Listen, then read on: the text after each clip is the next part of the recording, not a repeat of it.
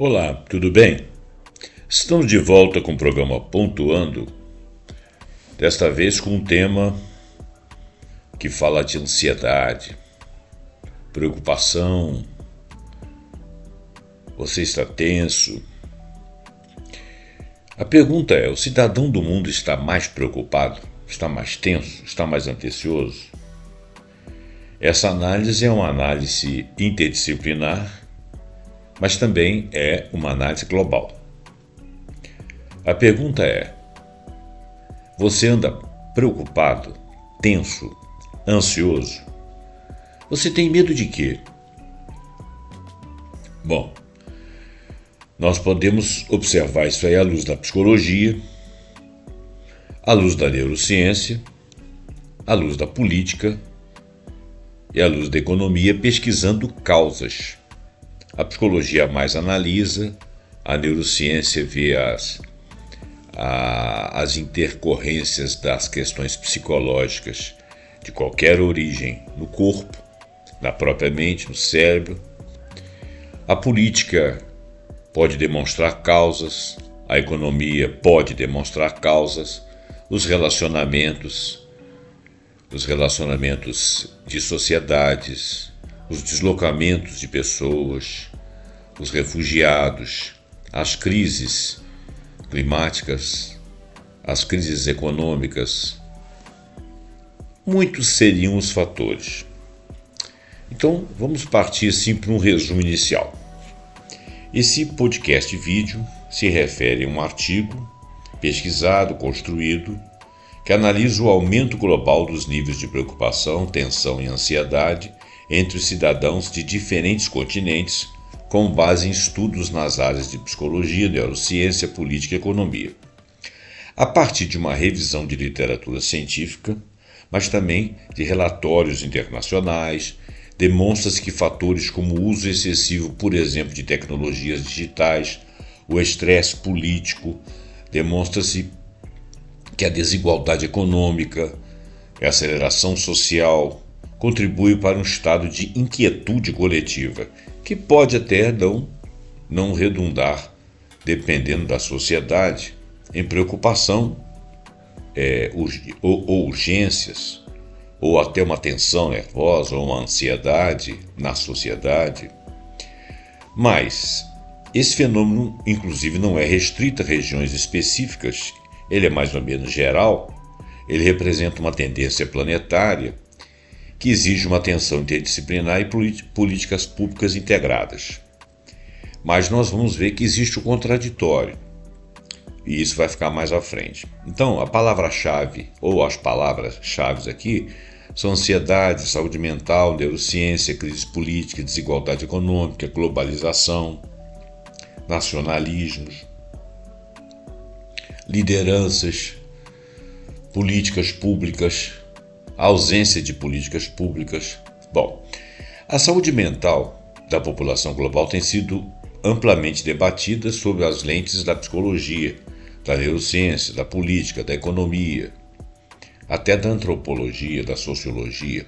Como foi dito, evidências científicas apontam que, de fato, o cidadão do mundo, mais ou menos numa média, na contemporaneidade, está mais preocupado, está mais tenso, está mais ansioso. Nós temos um mundo superpopuloso, embora com variações significativas entre os continentes e nos continentes, nas regiões, nas culturas, influenciados por contextos socioeconômicos, mas também influenciados por políticas ou políticos, fenômenos políticos distintos. O fato é que os estudos têm demonstrado que há um cenário onde esses estados emocionais estão, em muitos aspectos, em ascensão, minimamente em discussão civilizatória. Nas últimas décadas, uma inquietação generalizada tem se espalhado entre os cidadãos do mundo inteiro. Independentemente da localização geográfica, diversos indicadores demonstram um crescimento significativo dos níveis de ansiedade, estresse e tensão psicológica. E nós vamos colocar isso aí dentro das causalidades, como múltiplas causalidades, distinção entre países, entre continentes, entre regiões, ok? embora seja genérico e geral, mas não é sempre específico de determinados lugares, mas entra na média do geral. A pergunta que orienta esse estudo é: o cidadão do mundo está de fato mais ansioso e preocupado? Existe o contraditório. Para responder essa questão, nós trabalhamos com uma análise interdisciplinar, mobilizando pesquisas nas áreas já citadas. A hipótese central é que a ansiedade contemporânea é um fenômeno coletivo, impulsionado por mudanças, em princípio tecnológicas, e que já vem de algum tempo, instabilidades políticas, que eu acho que nunca deixaram de existir, desigualdades econômicas, que com a riqueza das nações e a riqueza do mundo, com a capacidade de se alimentar um mundo inteiro, as desigualdades econômicas estão crescendo, enquanto elas deveriam estar decrescendo, até pelas riquezas produzidas, pelas riquezas que a tecnologia nos propõe, nos abre oportunidades, pelo sem número de trabalhos, de postos de trabalho, ou diversificação de postos, devido ao fato das economias terem crescido, das oportunidades de modificação dos ambientes, dos tipos de trabalho ter crescido em termos de criatividade do ser humano, mas isso provocou alterações nas estruturas sociais, das estruturas cognitivas dessas sociedades. Então, as desigualdades, as diferenças, as guerras, as hegemonias, o mundo multipolar, as geopolíticas, tudo isso por um mundo superpopuloso, um mundo muito conectado, um mundo onde se sabe o que acontece nos rincões mais distantes do planeta, em que as pessoas se veem e se convivem de alguma forma, ainda que virtualmente, que as pessoas sabem o que existe do outro lado, das oportunidades que são criadas em alguns lugares e outros não. Quando algumas sociedades pagam pelo crescimento de outras sociedades, quando a riqueza que alguns propõem é aglutinada, é acumulada por meia dúzia. Hoje em dia se produz muita riqueza, mas ela não está bem distribuída. Como quase tudo é pluralizado, mostrado e tido como oportunidade e dado a todo mundo, em todo o planeta, as vontades de ser iguais às sociedades mais prósperas é muito maior. Isso cria muita ansiedade quando se tem um universo à sua frente para satisfazer as suas necessidades básicas, as suas necessidades médias e até as suas vontades pessoais, os seus gostos pessoais, até cuidar das suas emoções, da sua saúde mental, poder se ornar melhor, se vestir melhor, educar melhor seus filhos, propor que eles tenham um futuro melhor dentro de universidades, dentro de estudos mais sérios, mais aprofundados, mais críticos. Tudo isso leva as pessoas, ao verificarem que tudo isso existe nos mais distantes rincões do planeta, se verifica que as pessoas têm ciência do que ocorre nos países centrais, claro que cria uma vontade de que isso aconteça. Bom, vamos analisar em princípio pelo lado da psicologia. A Organização Mundial da Saúde aponta que transtornos de ansiedade são os mais prevalentes no mundo, com mais de 301 milhões de casos diagnosticados antes da pandemia da Covid-19. Isso antes da pandemia. No Brasil, cerca de 9,3%, ou seja, quase 10% da população sofre de ansiedade clínica. Isso é um estudo da OMS de 2021. Nos Estados Unidos, a psicóloga Jean Twenge, em 2017, em seus estudos, suas pesquisas, observou que jovens da geração digital apresentam níveis alarmantes de ansiedade associados ao uso intenso de redes sociais, à comparação social constante entre seus pares e a pressão por performance, por melhorar as suas performances no trabalho, com relação à sua beleza, suas vaidades, seus modos de ser, suas aquisições. Além disso, pesquisas da mesma autora Jean Twenge, de 2019, que foram publicadas no Journal of Abnormal Psychology, reportam que os millennials e a geração Z, que é mais a geração digital mesmo, mas também os millennials, seus pais no caso, padecem níveis mais altos de angústia e ansiedade social em comparação com gerações anteriores, com a geração X, com a geração Boomers, com as Baby Boomers, especialmente em sociedades ocidentalizadas, pelos motivos que nós já citamos, mas principalmente pela hiperconectividade que eu também já falei, e a pressão por desempenho e comparação. Mesmo lá nos rincões mais afastados, a ideia que você tem dos desempenhos das sociedades centrais, das sociedades tidas como mais ricas, aquelas que criam tendências, que mostram, que abraçam tecnologias, que dispõem de tecnologia para o mundo inteiro, em todas as áreas, para resolver a vida dos homens, dos seres humanos, essa conexão faz com que tenha visibilidade. As pessoas começam a querer ter aquele empoderamento, querem imitar aquele estilo de vida, querem ter aquilo que aqueles têm, mas percebe que é muito mais difícil.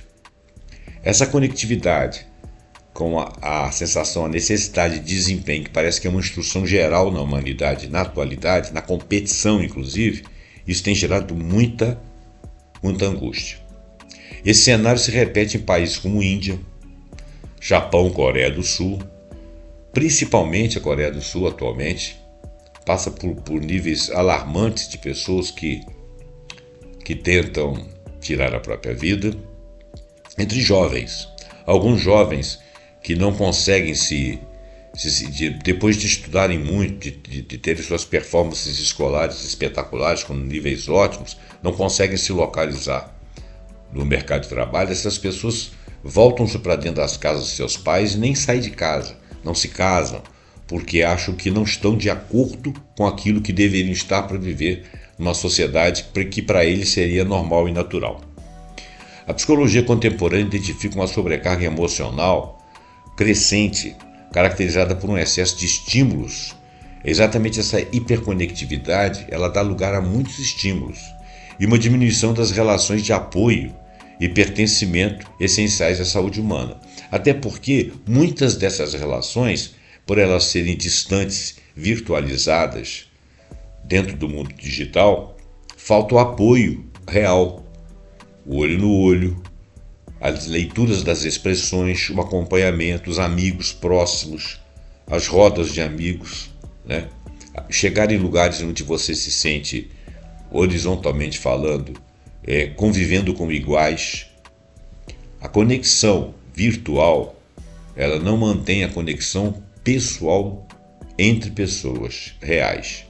Isso também atrapalha. Psicologia, mas também neurociência, momento global de transtornos de ansiedade. Esse crescimento alarmante de transtorno de ansiedade e depressão, segundo a OMS, em estudos de 2022, se acentuou com a pandemia de Covid-19, com certeza. Ela elevou em 25% a prevalência global de ansiedade. Já existia uma ansiedade que não era latente, ela já era presente, ela aumentou para 25% da humanidade a prevalência global dessa ansiedade. Neurocientistas como Sapolsky, em 2017, em seus estudos, com o título Why Zebras Don't Get Ulcers, que significa Por que as zebras não têm úlceras, explicam que o estresse crônico ativa excessivamente o eixo HPA, hipotálamo e hipófise adrenal, levando a alterações neuroquímicas que perpetuam essa ansiedade.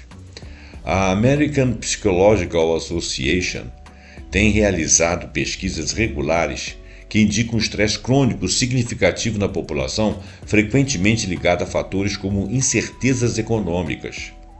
Hoje você está bem, mas de uma hora para outra tudo muda e você perde seu status, perde a sua capacidade de aquisição das coisas ou da manutenção do básico.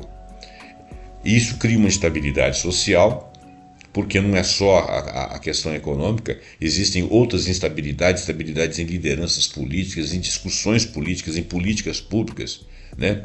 E também as pessoas ficam afeitas e predispostas a uma sobrecarga de informações digitais que, quando a pessoa está muito ansiosa, ela vive procurando aquilo. E quando ela não a procura, ela é acessada pelos mecanismos digitais das plataformas, bombardeada por notícias que não são necessariamente notícias centrais, mas que chamam atenção e pululam, e que estão sempre tentando conquistar aquele indivíduo por algum tipo de consumo, por algum tipo de ideia, por algum tipo de comando, por algum tipo de bolha. A teoria do mundo VUCA, que é volátil, VUCA em inglês, né? VUCA, volátil, incerto, complexo e ambíguo. O mundo é volátil, ele está sendo incerto, ele é complexo e ele é ambíguo. Embora originalmente do campo estratégico, ressoa na experiência psicológica individual, gerando uma sensação de falta de controle e de imprevisibilidade. Autores como Daniel Kahneman, em sua obra Rápido e Devagar, duas formas de pensar, demonstram como vieses cognitivos podem exacerbar a percepção de risco e incerteza, contribuindo para a ansiedade. Exacerbar, por quê? Porque muitas vezes você não está correndo tal risco, ou grande parte das sociedades não estão correndo os tais riscos que são noticiados o tempo todo. Alguns programas de TV, principalmente, ou mesmo a própria internet, fazem opção por trazerem coisas bombásticas, impactantes, porque precisam dessa atenção. É a economia da atenção. Então, se você olhar um programa de domingo à noite, como existe na Vênus Platinada, que antigamente trazia novidades e coisas diferenciadas, tratamentos e coisas, hoje em dia ele praticamente só fala de corrupção, de morte não sei aonde, do combate não sei o quê, de quadrilhas não sei das quantas, sempre de coisas muito complicadas. Até o negócio lá do bebê reborn, que tornaram aquilo ali uma falação, como se aquilo ali fosse realmente algo que nunca tivesse acontecido similarmente.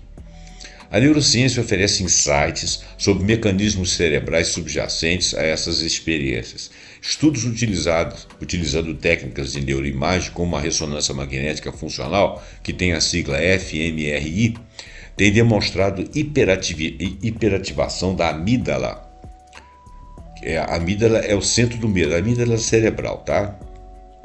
Hiperativação dessa amígdala cerebral e a disfunção do córtex pré-frontal, responsável pelo controle emocional, pelo planejamento e a capacidade de julgamento, em indivíduos expostos a estresses crônicos. E nós estamos expostos, uns mais, outros menos, a estresse crônico. Você tem incerteza econômica, incerteza política, né? Você temendo que outras populações estejam ali no seu espaço, conforme acontece na Europa, que eles temem lá os refugiados de outros países, refugiados que vêm de outros países para lá, porque eles foram grandes colonizadores desses países, então eles são o centro de atenção, eles são o foco. Eles eram os principais para aqueles países depois que foram lá e colonizaram. Isso acontece também com refugiados por questões políticas, refugiados por questões climáticas, não necessariamente por culpa de alguns países, mas que eles acabam transitando para esses países, né? Então, isso aí gera um estresse crônico de fato, por vários motivos, inclusive esse. Pesquisas lideradas por Joseph Ledoux, autor de O Cérebro Emocional, elucidam os circuitos neurais envolvidos no processo de medo e de ansiedade, mostrando que experiências negativas podem modular a arquitetura cerebral e aumentar a vulnerabilidade a esses estados. Pesquisas da Yale University, lideradas por Amy Arnstein, de 2009, revelam que isso leva a comportamentos impulsivos, dificuldades de concentração e reações exacerbadas ao medo. O medo que, por sua vez, às vezes é muito maior do que o fato em si. A constante exposição a notícias negativas e a estímulos digitais muito rápidos também pode sobrecarregar o sistema nervoso, contribuindo para um estado de alerta constante. É interessante que muitos falam disso, e isso é uma verdade percebida não apenas por estudiosos, mas pelas próprias pessoas. Mas elas não se livram disso, elas não descansam dessas notícias. Elas não param um pouco os smartphones, os computadores, as TVs e vão passear em alguns lugares bucólicos e restaurar os seus equilíbrios emocionais. Não desligam daquelas coisas, não param de ver notícias que às vezes não são importantes e às vezes nem são verdadeiras na sua profundidade. São fatos en passant, mas que são tomados como centrais de coisas muito importantes que estão acontecendo, como se não estivesse acabando naquele momento. Estudos conduzidos por Kawamura, entre outros da Universidade de Tóquio, não sei se eu falei o nome certo, também de neuroimagem, confirmam que a hiperativação da amígdala cerebral, que nós já falamos, em populações submetidas a traumas sociais e desastres, é um fato. Né? Existe uma hiperativação da amígdala cerebral em populações submetidas a traumas sociais e desastres, quando os fatos realmente acontecem. Né? Por exemplo, aconteceu uma revolução no seu país, um grupo lá se dispôs com outro grupo, tomou o poder, começou a atacar grupos adversários, né? Ou então aconteceram alguns desastres, grandes incêndios que houve lá na Califórnia que pegaram cidades inteiras. Esses traumas aí são complicados, eles provocam hiperativação da amígdala cerebral. E esses estresses, eles são difíceis de você sair deles depois. Eles ficam marcados. Por exemplo, a experiência de um sequestro, né? Você é sequestrado, para você ser roubado, você fica um tempo em cativeiro, alguma coisa. Isso aí é uma coisa muito difícil de você deletar. São coisas que são quase indeléveis. Eles vão caindo de nível para o inconsciente, mas eles sempre deixam suas marcas e vêm à tona quando os medos são ativados. A amígdala, ela é o centro de processamento do medo. Ela responde a ameaças percebidas, que sejam reais ou simbólicas, ou que sejam lembradas, né, em momentos cruciais, que se tornam mais frequentes em tempos de crise. E essa crise pode ser uma crise, inclusive, fabricada. É muito fácil você dominar populações que estão acossadas por medos. Na economia, as incertezas, a desigualdade como os fatores de estresse a princípio. A instabilidade econômica é um dos principais gatilhos da ansiedade global. O Kahneman e o Dalton, em estudo em conjunto em 2010, publicaram esse estudo no Proceeding of the National Academy of Science, que é chamado PNAS, que são revistas científicas mais influentes do mundo, esses PNAS. Pois essa publicação mostra que a insegurança financeira impacta mais o bem-estar do que a renda em si. Né? Quer dizer, se você tem uma renda baixa, uma renda que você está lutando com ela ali, mas se paralelo a isso, sim, junto com isso, você tem uma insegurança financeira, ou seja, você tem altos e baixos, você tem uma inflação fora de controle, né? Você tem falta de produtos para comprar devido a questões climáticas. Se você tem insegurança financeira, ela é mais impactante do que a própria renda que você percebe. Desculpa. Nas últimas décadas, crises como as de 2008 e a inflação pós-pandemia aumentaram o desemprego e a precarização laboral, especialmente em países em desenvolvimento, mas também em países desenvolvidos.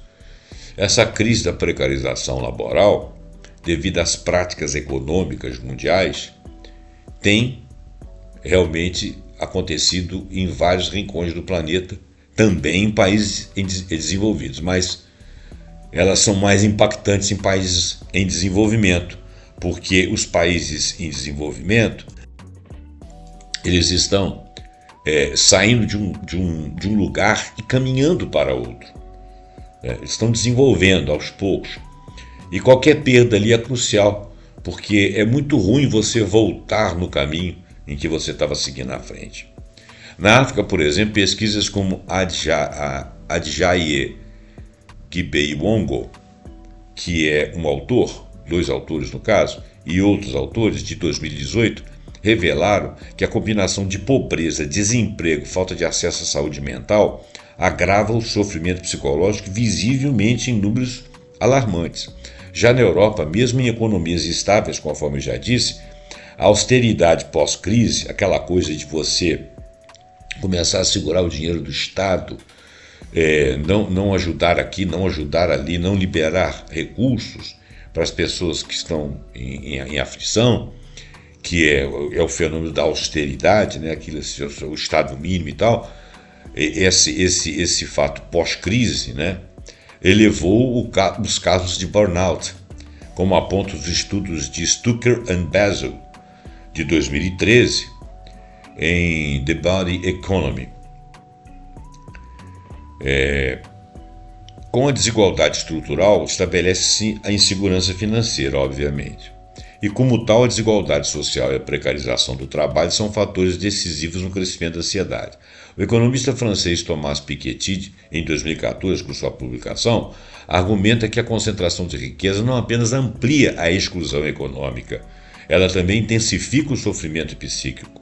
A injustiça social gera frustração e sentimento de impotência. E quando você às vezes não tem uma questão econômica ruim, mas grupos midiáticos combatem outros grupos políticos e que geram notícias de uma insegurança. Por exemplo, vocês vão saber do que eu estou falando. Um presidente viaja e faz negócios em nações estrangeiras em mais de uma.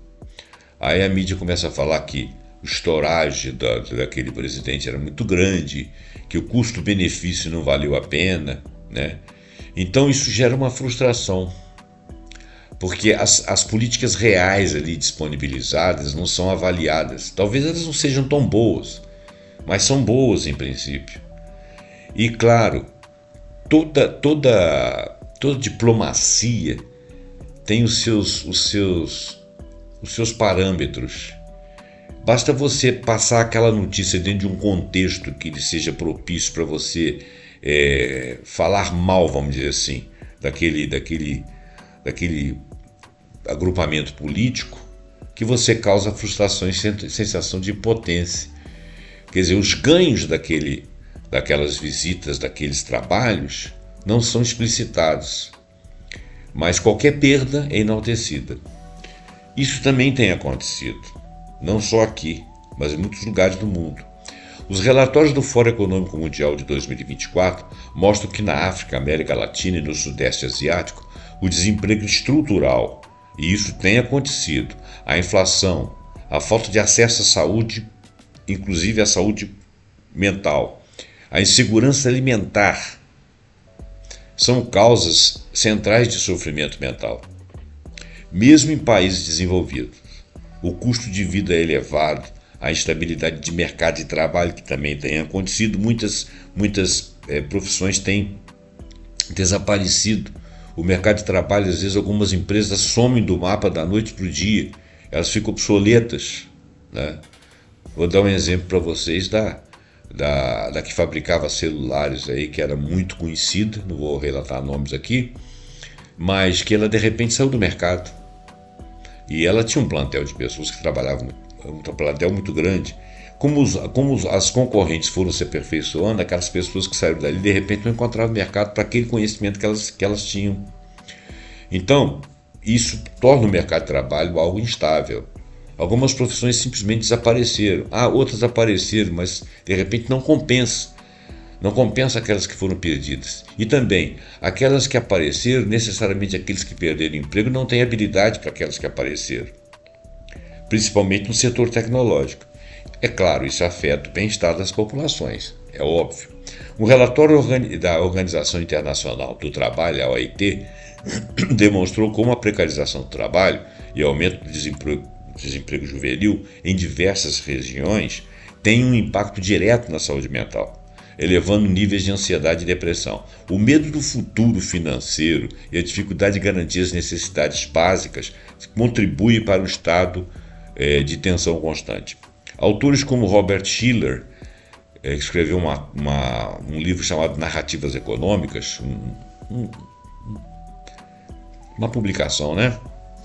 exploram como histórias e expectativas econômicas influenciam o humor coletivo, e daí brota ansiedade realmente, medos em relação ao futuro.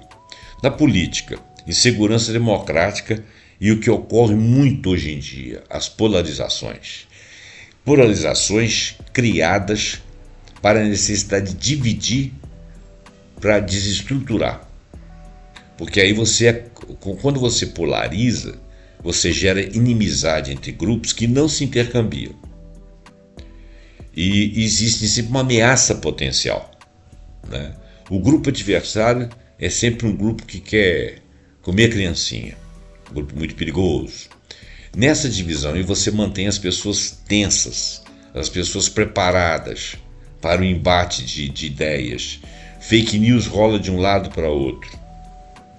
Essa polarização ela gera políticas irreconciliáveis. O que um faz, o outro não vai apoiar só porque foi um que fez. É igual o time de futebol, né?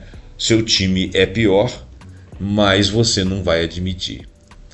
O seu time é igual ao outro, o outro não vai admitir. É sempre assim. A polarização, ela retira a capacidade de análise fidedigna dos fatos. E ela é colocada dessa forma exatamente para que você fique à mercê de quem te manipula, de um lado e de outro. Então, no campo político, o relatório Freedom and the World, Freedom House, de 2024, registra que a liberdade democrática vem declinando há 15 anos consecutivos, exatamente por causa das mobilizações dessas polarizações. A polarização, a ascensão dos governos autoritários, fruto também dessas polarizações que manipulam a cabeça de alguns, dizendo que a resposta tem que ser uma resposta enérgica, uma resposta rápida, quando isso na realidade são discussões políticas que devem considerar o todo da população, e não você que ficar criando inimigos internos. A desinformação digital, as fake news que acontecem, os contextos mexidos e virados de falas de pessoas, a própria inteligência artificial que cria aí factoides, que cria vídeos e áudios que não existiram, né? E a crise de representatividade, você olha para os políticos que te representam, eles pertencem a grupos de pessoas interessadas na manipulação da sociedade e que não representam você, que representa a si próprios, né? Cria uma atmosfera de incerteza. Isso é claro.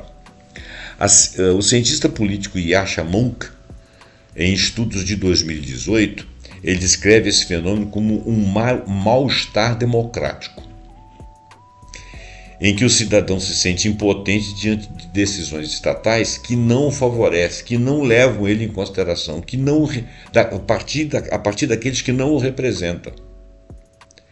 Casos como protestos em Hong Kong, por exemplo, as crises institucionais no Brasil, a instabilidade política na Venezuela, que a Venezuela é um dos países com um dos maiores bacias de petróleo do mundo. Então, ela é invejada, ela é foco. É a maldição do petróleo. Todos querem influir lá dentro. Tudo que acontece lá dentro é espargido para o mundo como a pior coisa do mundo. Lá existe uma ditadura. Eu não estou dizendo que não exista. O que eu estou dizendo é o seguinte: outras ditaduras do mundo não incomodam ninguém. Essa incomoda, não é que incomoda. É porque é uma forma de você atacar aquela população, atacar aquele governo por causa da sua riqueza. Isso acontece em vários lugares do mundo, né? O Oriente Médio é um exemplo clássico. Há muitos anos. Quem fica aí a favor e contra a Venezuela está fazendo papel de otário. O que está acontecendo geopoliticamente ali? Riqueza. Alguns grupos se defendem, algumas populações conseguem ser defendidas, outras pensam diferente, ali dentro mesmo. E tudo que está ali dentro é colocado em lupa para o mundo todo olhar e todo mundo opinar. Agora, se ela fosse pobre, já estivesse passando fome, tivesse guerras lá dentro, brigas, ditaduras, seja lá o que for, não interessaria a ninguém se ela fosse pobre. Então é uma bobagem a gente ficar tomando partido. A gente tem que fazer análise política, prestar atenção para isso não acontecer aqui, porque nós somos ricos também. Nós temos bacias de petróleo, nós temos terras raras, nós temos nióbio, nós temos muita riqueza aqui dentro. Nós temos principalmente a maior riqueza de todos, água, que vai faltar no mundo. Bom, instabilidade política também em processos eleitorais nos Estados Unidos, também em processos eleitorais na Europa, revela um padrão de tensão política global. Parece que existe um substrato aí de balançar as roseiras do mundo para que todo mundo fique inseguro com relação aos seus políticos, nos países mais desenvolvidos, nos menos desenvolvidos, na América Latina. Isso só não está acontecendo nos países centrais da Ásia, que hoje em dia são ricos, porque eles são historicamente herdeiros de governos fortes e as populações parecem que gostam disso. Então é muito difícil você chegar lá e tremer. Eles não permitem que essa influência chegue lá, pelo menos não até agora. Essa instabilidade gera segurança subjetiva, porque você não sabe aqui que você está predisposto. Alguns governos chegam e fazem uma série de coisas boas, os outros vêm e tiram aquilo tudo, acabam com aquilo tudo. É como se você tivesse gastado dinheiro à toa. É como se jogam edifícios inteiros, vamos dizer assim, né? Modo de dizer, metáfora, mas edifícios inteiros no chão, só porque uma política mudou de signatário. Isso claro, isso alimenta estados de ansiedade coletiva, não resta a menor dúvida. Polarização e crises políticas, é o que eu mais falei até agora. A escalada de conflitos políticos, a ascensão de governos autoritários tem gerado tensão coletiva. Nos Estados Unidos, Hetherington e Wheeler, em estudos de 2018, chamado Priors or Pickups, demonstram como a polarização aumenta o estresse social. É verdade.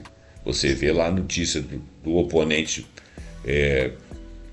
da sua bolha, você tem raiva, você sente raiva, você é instado a sentir raiva. Mesmo que você esteja no lado certo da história, você se irrita pro lado de lá. E aquele ódio que você sente, o ódio é um copo de veneno que você toma querendo matar o outro, né? Pois é, todas as vezes que você fica com ódio, nós, né? Eu não estou me eximindo. Todas as vezes que nós ficamos com ódio, nós não estamos matando o outro, estamos matando a nós próprios. É a hora de bolha lado a lado, abaixar a guarda, para nós podermos começar a nos autogovernar. Nós não estamos nos autogovernando, nós estamos sendo governados pelo substrato do mundo, por aqueles que são as pessoas egoístas, que querem condicionantes para você ficar fritando na brasa enquanto ele se locupleta. Na Ásia, a pressão por produtividade no Japão e na Coreia do Sul, principalmente, onde o karoshi, que é a morte por excesso de trabalho, é registrado, contribui para altas taxas de perdas de vida, né? E por esgotamento. Eu estou evitando usar uma palavra aí que pode me cancelar o vídeo, tá, gente? Mas vocês entenderam, né? Perdas de vida, né?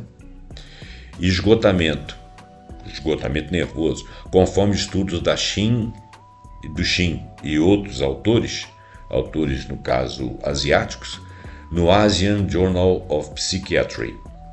A sociedade chinesa contemporânea ela enfrenta um paradoxo. Ela tem estabilidade política, porque o governo lá é centralizado e as discussões dentro do parlamento, mesmo com mais de um partido, são discussões que discutem ideias, as ideias são trocadas fervorosamente, as pessoas discordam, mas elas chegam a um consenso. E o Partido Central, a partir desse consenso, delibera. A partir dessa deliberação, essa coisa é executada. Então, eles têm uma estabilidade política, uma estabilidade de ação, uma estabilidade de comando. Gostando ou não gostando, eles são estáveis. E eles têm crescimento econômico, que melhora essa estabilidade política. Porque esse crescimento econômico, inclusive, é planejado. Eles têm dado conta que esses planejamentos chegam aos seus termos nas datas combinadas. Mas isso coexiste com um índice crescente de ansiedade, de depressão e estresse. Por quê? Especialmente entre jovens e trabalhadores urbanos. Porque são sociedades muito requisitadas, sociedades muito trabalhadas na disciplina e que competem inclusive para ter um status social. A gente sabe pouco do mundo de lá, né? Alguns amigos conhecidos estão visitando lá e dizendo que realmente lá as coisas funcionam. Mas o dia a dia dessas sociedades e essa questão da autossuperação, da performance de trabalho, essa quantidade de horas que eles trabalham por dia, que eles inclusive se impõem independente das empresas, realmente é estressante. Então, existe estabilidade política, existe crescimento econômico, existe um planejamento que dá conta de datas e fatos, mas existe estresse com relação à forma de viver isso tudo. Embora o Partido Comunista Chinês promova previsibilidade macroeconômica, estabilidade social, a pressão por desempenho, o controle estatal sobre a expressão individual e o colapso das redes tradicionais de apoio social têm intensificado sintomas de ansiedade. Eles não têm as nossas redes, porque eles não querem a influência do lado de cá, mas eles têm as deles, que funcionam muito similarmente.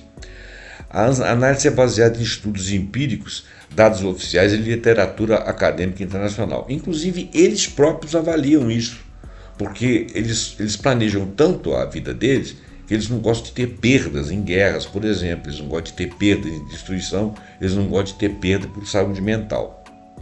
Talvez eles evoluam para corrigir isso aí, não sei, nós precisamos de verificar isso também. A Coreia do Norte poderia ser citada aqui também. Ela é um estado isolado. Desde a Guerra das Coreias, com o armistício em 1953, a guerra não foi finalizada, ainda tem tropas na Coreia do Sul. A península coreana ela é estratégica na posição que ela está, porque a Coreia do Norte ela faz fronteira com a China. A Coreia do Sul é bancada pelos, vamos dizer assim, entre aspas, protegidos pelo exército americano, pelos americanos do norte, né, pelos estadunidenses, por interesses estratégicos também. E então a Coreia do Norte acaba isolada. Ela vive sob um governo central forte e não seria diferente na situação em que ela está, porque é tida como praticamente o único país comunista do mundo. E falta muito na Coreia para ter uma estabilidade, inclusive de financeira, estabilidade de bens para consumo, por causa do tipo de regime, porque eles não conseguem se conectar. Agora, eles são extremamente sancionados. Então, as sanções feitas a eles impedem que eles tenham livre comércio com o resto do mundo. Claro que com isso surge um governo forte que se mantém lá e não pode ter oposição lá dentro. Então a Coreia do Norte é um lugar, mas nós não estamos lá dentro para saber se eles vivem bem dessa forma. É de se supor que sua sociedade viva tensa e ansiosa numa visão do lado de fora. Nós não temos insumos suficientes para fazer um juízo de valor, dado que nós só temos notícias do lado de cá, que sempre falam mal do lado de lá. Então, é melhor nem comentar. A angústia planetária, aceleração e alienação. Uma socióloga alemã, Hartmut Rosa, em 2013 ela fez um estudo, e em sua teoria de aceleração social, que esse estudo dizia respeito à aceleração social, afirma que nós vivemos numa era de descompasso temporal, onde o ritmo de vida é superior à nossa capacidade humana de adaptação. Eu digo isso porque é o seguinte: você não adquire cultura sem tempo de ler livros. Mas por que ler livros? Não poderia ser através da internet? Olha, poderia ser, mas você precisa de um tempo de aculturação e existe um descompasso da nossa capacidade mental de aquisição de conhecimento, de fixação de conceitos e de estabelecimento de culturas com conhecimento de causa e efeito de alguma coisa para criar um histórico. A gente precisa de tempo. O tempo rápido do lado de fora e o tempo lento necessário do lado de dentro faz esse descompasso. Então a gente não está maturando conhecimento nenhum. Todos nós ficamos rasos em conhecimento. Essa aceleração social, ela cria uma sensação constante de atraso. Você não conseguiu se aprofundar, você não deu conta que tem pessoas que são mais rápidas, tem pessoas que têm mais recursos, tem outras que formalizaram recursos porque tiveram tempo. Então essa sensação constante de atraso, de insuficiência e de desconexão, mesmo daqueles que já chegaram lá e que já caminharam muito, eles estão sempre olhando seu desempenho. Isso contribui para um esgotamento emocional. E ele se globaliza, porque muitas pessoas similarmente sentem isso. A OMS, em estudos de 2022, também reconhece que fatores sociais, ambientais e culturais têm um papel central na saúde mental das populações. Em regiões marcadas por guerras, como o Oriente Médio, praticamente mais de um século de guerra, ou por desastres climáticos, como nas áreas do Sudeste Asiático e no Norte da África, a saúde mental é diretamente afetada, gerando traumas coletivos. Agora, existem diferenças continentais. Nós vamos falar um pouco de resistência e de resiliência. Embora a ansiedade seja um fenômeno global, culturas coletivistas, como partes da África e Ásia, principalmente China, Coreia, Camboja, Vietnã, apresentam mecanismos de suporte comunitário que atenuam o estresse, como destacam Kiermaier, entre outros autores, em 2021, com pesquisas feitas em saúde mental intercultural. Ele diz que essas sociedades coletivistas elas se confortam mais e são menos abaladas. As sociedades individualistas, como por exemplo os Estados Unidos da América, a Europa Ocidental, de repente até aqui na América Latina, enfrentam maiores taxas de solidão patológica, agravando transtornos mentais. Veja bem, mesmo na América Latina, comunidades mais simples, aqui mesmo no Brasil, eles se juntam para resolver problemas. Às vezes eles ficam desassistidos pelo Estado, então eles vivem em regime de comunidade. Uma TV para mais de uma pessoa, celulares compartilhados, compartilhamento de muitas coisas, lugares onde as pessoas aprendem ofícios com professores da própria comunidade, pessoas que estudam lá fora e voltam com conhecimento para ajudar a comunidade. Então, acaba que essas coletividades, apesar de todo o estresse, vivem melhor que muita gente que vive de uma maneira muito individualizada, por exemplo, na classe média e alta. Assim, é importante reiterar que a experiência da preocupação, da tensão, da ansiedade, ela não é homogênea. Não são em todos os continentes. Alguns países, algumas regiões, as pessoas são mais resilientes até por uma vivência coletiva, sociedades mais resilientes. E existem também fatores culturais, fatores socioeconômicos, fatores políticos específicos, sociedades que têm estabilidade na política por algum motivo ou porque preferem governos centrais, fortes. Eles moldam o estado emocional das pessoas que se manifestam e demonstram uma vida, uma forma vivenciada de perceber a realidade de maneira mais resiliente. Outros não.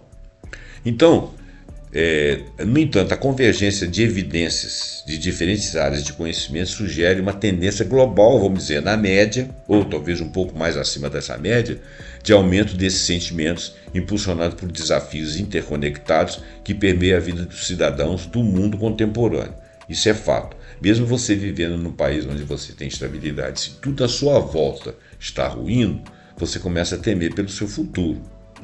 A constante exposição a informações sobre crises, a pressão por desempenho e sucesso, a instabilidade social, econômica, a instabilidade setorial, a instabilidade climática, a velocidade das mudanças tecnológicas que fazem as coisas mudarem de tal forma que o que você fazia bem ontem não serve para nada hoje, contribui muito para um cenário onde a tranquilidade parece ser um bem cada vez mais escasso e mais caro.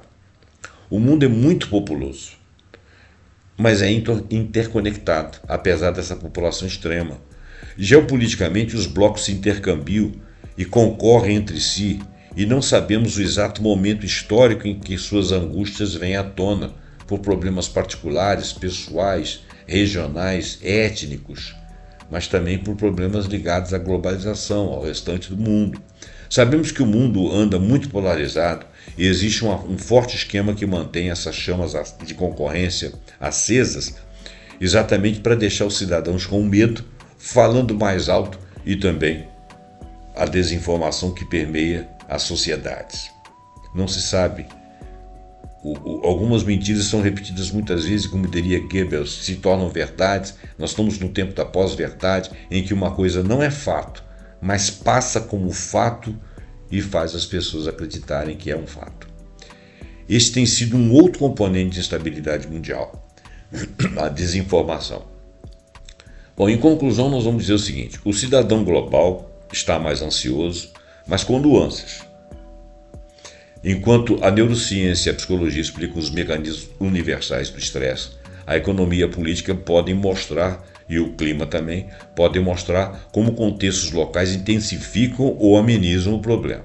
Soluções exigem políticas públicas baseadas em evidências, como sugere Patel em estudos de 2018, Where There Is No Psychiatrist, né? Quem que não é um psiquiatra? Tá.